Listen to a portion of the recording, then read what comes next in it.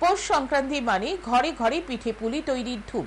সকাল থেকে বাড়ির মহিলারা রকমারি সুস্বাদু পিঠে পুলি তৈরি করেন।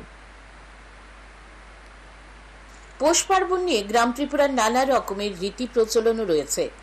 এদিন বহু মানুষ আকাশে ঘুড়ি উড়াতে ব্যস্ত থাকেন। সংক্রান্তির দিনে ঘরে ঘরে এলাহি পিঠে পুলির আয়োজন করা হয়। দুধ, ক্ষীর, গুড়, নারকেলের পুর দিয়েই প্রধানত পিঠে তৈরি হয় ঘরে ঘরে।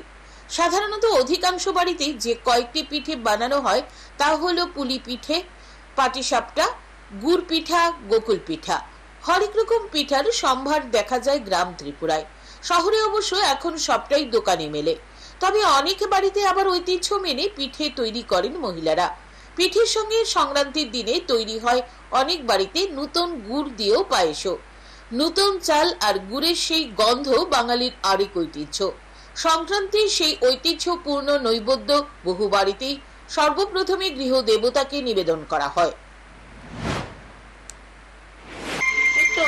তেলের পিঠা বানাইছি, এটা আমরা ফুটকা পিঠা কই।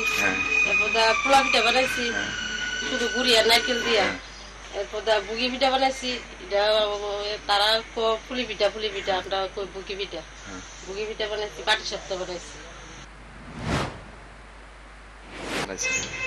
বাবা বানাইছে বুয়াইছে ভালো, তো আর বছর থেকে এবার ডিম যাচ্ছেন তো নরম কমই বানাইছে দেখছি।